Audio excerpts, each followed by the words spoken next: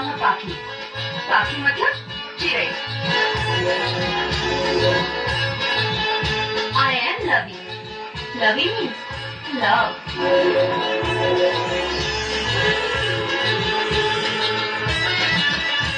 Myself, Reku. Simply Reku. मोना, मोहब्बत का पैगाम। हम है दिव्या और हम की राय है पिछली। हम है पूनम। ये हुआ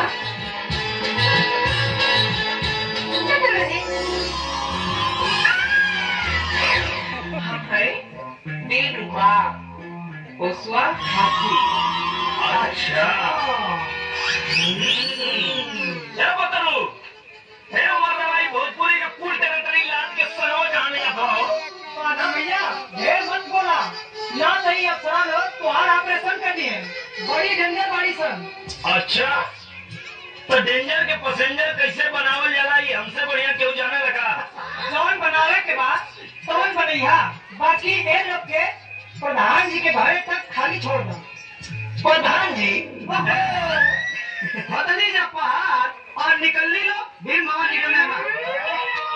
ए मैडम लोग कमला भैया के ट्रैक्टर में बैठ के जाओ, बाकी सामान हम लेके आवत हम। ये ट्रैक्टर पर और खड़ी के इतना भी पूरा दिन अभी नहीं गया हमने के। ओ मैडम सुना, हमारा के कुछ कहू ना तो बर्दाश्त बा, बाकी हमरा ट्रैक्टर के कुछ कहलू काका। अरे अब मतलब गरब का तू लोग के प्रधान जी के घर पहुंचा दे, मतलब प्रधान जी के मेहमान मतलब हमने के मेहमान है। मैडम लोग लाइसेंस पक्का था, हम प्रधान जी के लड़का भी भतीजा भवानी और जम के जमी हमने के दोस्ती का कहानी हमने के साथे चल के देखा।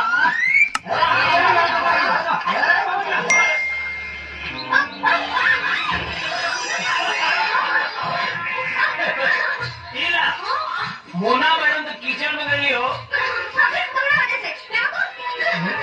वजह से एक तो फटिंगा मटिंग है, ऊपर से दीवार में ठोके वाला कीली के चप्पल में ठोकवा ले बाड़ू। अब हमारा पता कर मतलब वो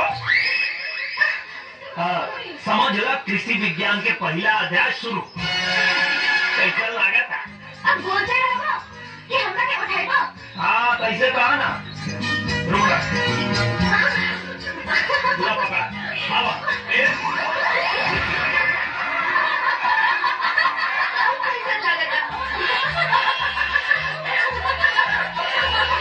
ठंडा ठंडा कूल कूल।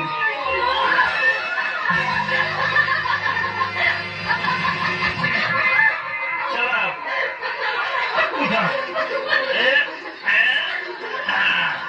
ए मोना मैडम गजबे बाड़ू तू। हाँ? हम तो डूबेंगे तुमको भी ले डूबेंगे सनम वाले हाल बात हुआ। अब ये हाल में घरे जाए तो लोग हम पर हंसी है। अच्छा अच्छा तो ठीक है गजरी। हाँ तुम मैडम जी लोग के लेके घर जा। हाँ। और मोना मैडम के ट्यूबवेल पर से कीचड़ धोआ के लेके आवत है। चलो चलो धोआ